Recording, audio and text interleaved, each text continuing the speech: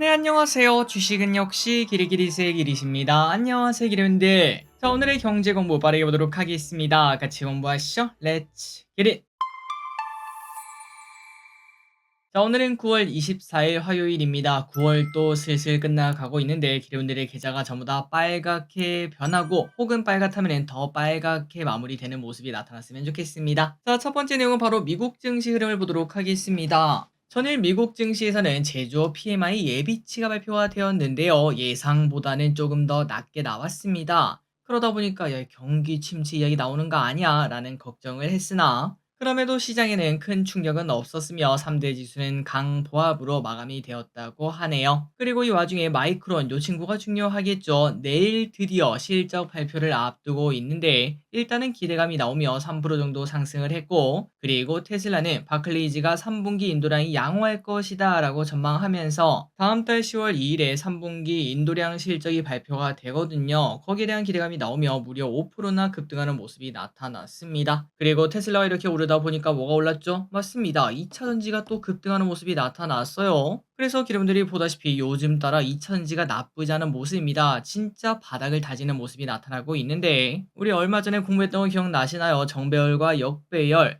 이제 반도체는 역배열로 접어들었고 이제 2차전지 중에서 몇몇 기업들은 정배열로 접어드는 모습이 나타나고 있는데, 이게 진짜 지속성이 있을지 그 부분에 대해서는 서로의 생각이 다를 수밖에 없지만 그래도 한번 공부를 해볼 필요는 당연히 있다고 생각합니다. 꼭 한번 고민을 해보시면 좋을 것 같네요. 다음입니다. 오늘 우리나라 증시가 갑자기 막판에 막 쭉 올라가는 모습이 잠시 나타났었는데요. 그 이유가 뭔가 봤더니 바로 중국이었습니다. 자, 중국에서 조만간 지준율이 낮추겠다는 이야기가 나왔습니다. 지금 중국 경제 상황이 안 좋다 보니 결국은 시장이 유동성을 뿌리는 걸 확인할 수 있죠. 올해 안에 0.5%를 낮추겠다라고 이야기를 했으며, 참고로 지준율은 은행 지급 준비율을 말합니다. 그러니까 은행이 꼭 보유해야 되는 금액을 말을 하는데 이게 낮아졌다는 거는 은행이 보유할 금액 자체가 낮았다는 거 아니겠습니까? 그 말인즉슨 은행이 시장에 돈을 풀게 만드는 유동성이 많아지는, 우리 코로나 때 봤죠? 시장에 돈이 많아지면 모든 자산 가격이 올라가기 시작합니다. 그런 상황이 펼쳐질 수 있다라고 해석할 수 있다고 하네요. 다만 중국은 현재 오랫동안 상태가 안 좋습니다. 중국은 22년 4월, 22년 12월, 그리고 23년 3월, 23년 9월, 마지막으로 24년 2월 총 5번 연속 지준율을 인하하고 있는데 여전히 왼쪽에 보다시피 중국 증시는 매롱인 걸 확인할 수 있죠. 그런데 이번에 한 번 더 인한다는 이야기가 나오며 여기서 부양에 성공할지 안 할지는 모르겠으나 일단은 증시는 강하게 반등하는 모습이 현재 나타나고 있습니다. 상해 종합이 2% 넘게 급등하고 있죠. 자, 과연 중국 증시가 좀 제대로 돌아올지 볼 필요가 있고, 그리고 우리나라는 어쩔 수 없이 중국 영향을 많이 받을 수밖에 없습니다. 중국이 불기둥을 세운다면은 분명 우리도 거기에 반 정도는 따라갈 수 있지 않겠습니까? 그 부분도 기대를 해볼 필요가 있겠네요.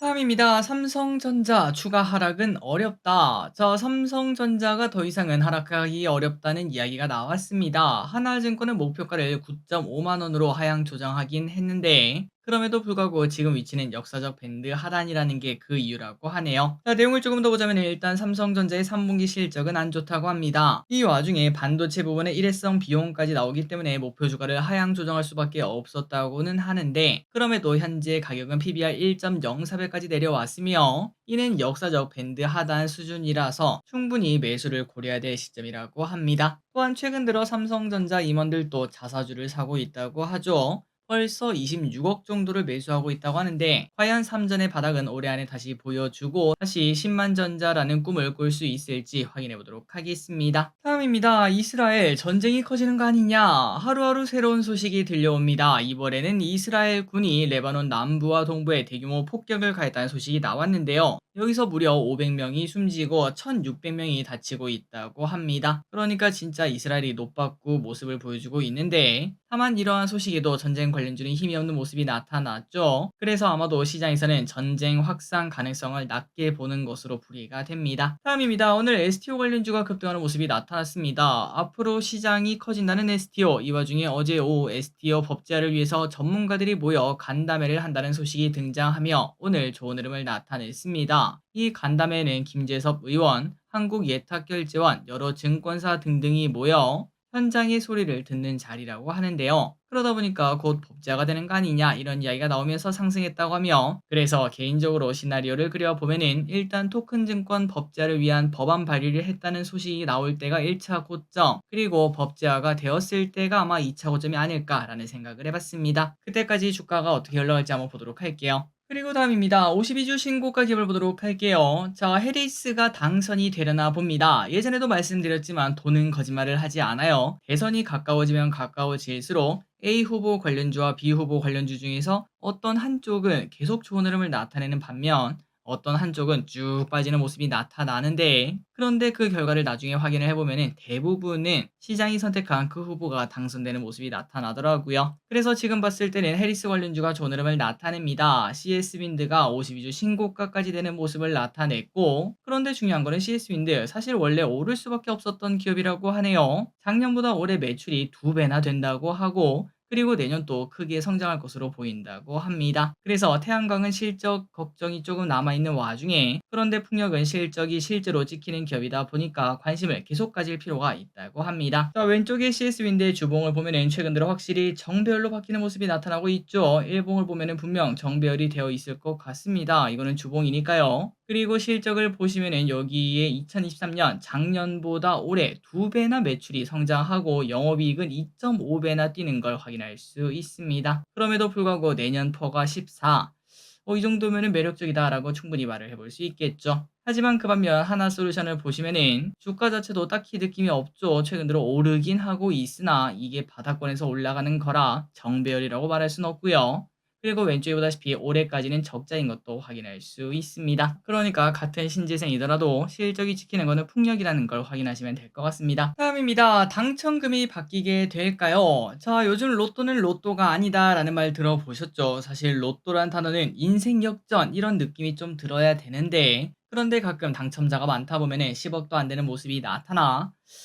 물론 큰 금액은 맞는데 이게 인생 역전이라고 하기엔 좀 애매한 그 정도 금액인 것도 확인할 수 있죠. 그러다 보니까 복권위원회는 로또 1등 당첨금에 대한 설문조사를 시작한다고 합니다. 조금 더 당첨금을 늘리는 방향으로 간다는 거겠죠. 그렇다면 어떤 방법이 있을까 고민을 해봤을 때, 로또를 원래처럼 뭐 2,000원으로 올리거나, 아니면은 6개를 맞추는 게 아니라 7개를 맞추거나, 혹은 지금 번호가 45번까지 있는데 뭐 60번까지 늘리거나 등등, 그런 식으로 살짝만 조정해도 자연히 해결되지 않나라는 생각이 듭니다. 저도 죽기 전에 제발 로또 한번 꼭 당첨됐으면 좋겠네요. 다음입니다. 최근 우리나라 증시에서 가장 뜨거운 주식은 바로 이겁니다. FN가이드라는 기업이죠. FN가이드가 최근 경영권 분쟁 이슈로 급등하고 있습니다. 4일 연속 상한가에 안착하면서 주가는 4일 만에 180%나 급등했는데, 그렇다면 도대체 무슨 일이 일어나고 있는가? FN가이드의 최대 주주는 바로 화천그룹이라고 합니다. 그런데 2대 주주인 전 대표가 회사를 상대로 임시 주총 소집 허가 소송을 제기하면서 경영권 분쟁이 불거졌다고 하네요. 그래서 이에 화천기계 측은 어제 장마감 후 FN가이드 주식 36억 원을 장내 매수하겠다라고 공시했고,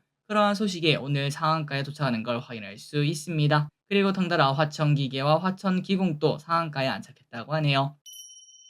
다음입니다. 자, 이거는 조금 충격적인 소식입니다. 요즘 소상공인분들이 왜 힘든지 알 수 있는 것 같네요. 자, 최근 물가가 오르면서 피자, 치킨 등 이런 것들의 가격이 많이 올랐죠. 그러다 보면은 당연히 소상공인분들도 그래도 다리 뻗고 주무시겠구나라는 생각을 했는데, 그런데 놀랍게도 가맹점에게는 큰 효과가 없었다고 합니다. 지난 3년 내 외식 산업 내 프랜차이즈 점포당 연평균 매출은 3.5억에서 3.2억으로 오히려 10%나 줄어든 걸 확인할 수 있는데요. 그런데 이 기간 본사 매출은 무려 40%나 증가했다고 합니다. 뭔가 좀 이상하죠? 그리고 치킨 업종도 점포당 연평균 매출은 조금 줄어든 걸 확인할 수 있는데 본사 매출액은 32%나 증가했고, 그리고 매출만 그런가 하고 봤더니 그게 아닙니다. 총 7개 업종 프랜차이즈의 본사 영업이익은 1.1조에서 1.9조로 무려 77%나 늘어났다고 합니다. 그러니까 가맹점들은 그렇게 뚜렷한 효과를 보지 못했는데 본사는 확실한 효과를 봤다고 하네요. 물론 그 이유 중 하나는 외식업종 가맹점 수가 늘기 때문에 그런 거 아닌가라는 생각이 들지만, 그럼에도 불구하고 가격이 이렇게 올랐는데 점포는 그 효과를 보지 못했다는 게 조금 충격적인 소식인 것 같습니다. 다음입니다. 반려동물 보험 들고 계신가요? 자, 반려동물 시장이 폭풍 성장하고 있습니다. 반려 가구가 많아지고 그다음에 반려동물 수명도 늘어나면서 관련 산업도 많이 성장하고 있는데요.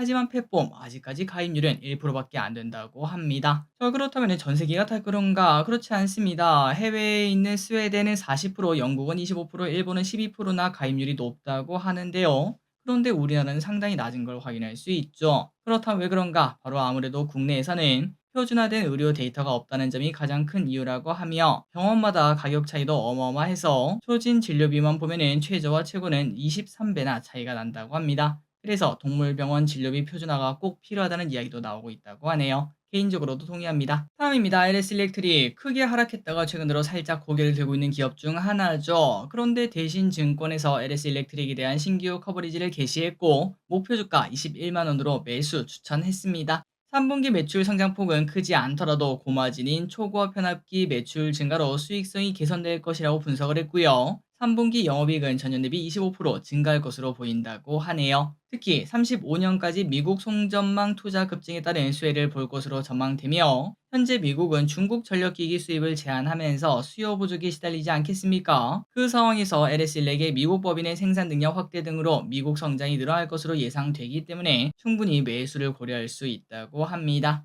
곧 3분기 실적 발표가 곧 나올 테죠. 그때까지 어떤 식으로 올라갈지 보도록 하고, 그리고 동시에 봐야 되는 친구는 바로 요겁니다. 삼양식품. 대신증권에서 요 친구도 목표 주가 75만 원을 내고 50%의 상승 여력이 있다라고 얘기를 했습니다. 삼양식품의 3분기 매출은 전년비 27% 증가했고 영업이익은 100%나 증가할 것으로 전망된다고 합니다. 다만 8월에 수출 부진이 있긴 했는데 그거는 일시적 현상으로 중국 그리고 미국으로의 수출은 여전히 경조하고 유럽 수출도 증가 중이라고 합니다. 그리고 밀양 2공장의 초기 가동률도 빠르게 올라와 내년 하반기부터는 큰 폭의 외형 성장이 가능할 것이라는 전망이 나온다고 하네요. 그래서 조정받을 때마다 매수할 기회다라는 의견을 제시했다고 합니다.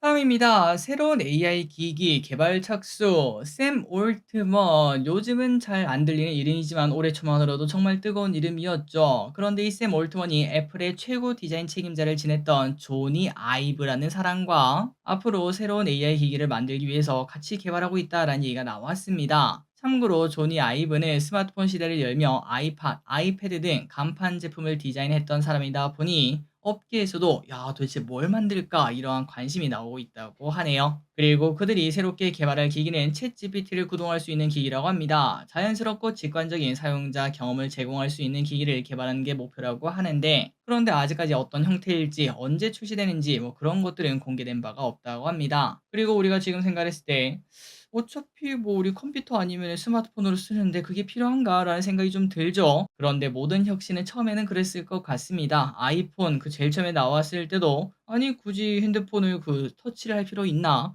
야 이거 버튼식이 이거 소리가 나고 얼마나 좋은데 스마트폰은 그 누르는 느낌도 안 나서 별로야 뭐 이런 얘기를 분명 저 길이 또 했었는데, 하지만 지금 세상은 완전 바뀐 걸 확인할 수 있죠. 과연 앞으로 세상이 바뀌는 기기가 또다시 등장할지, 개인적으로 새로운 이제 상품 중에서 이제 챗GPT가 들어가서 가장 효율적인 거는 아마도 스마트 글라스가 아닌가라는 생각이 드는데, 과연 어떤 기기가 탄생할지 기대를 가져보도록 하겠습니다. 세상이 변하고 있네요. 마지막 소식입니다. 오늘 장중에 이 소식이 나오면서 AI 교과서 관련주가 좋은 흐름을 나타냈죠.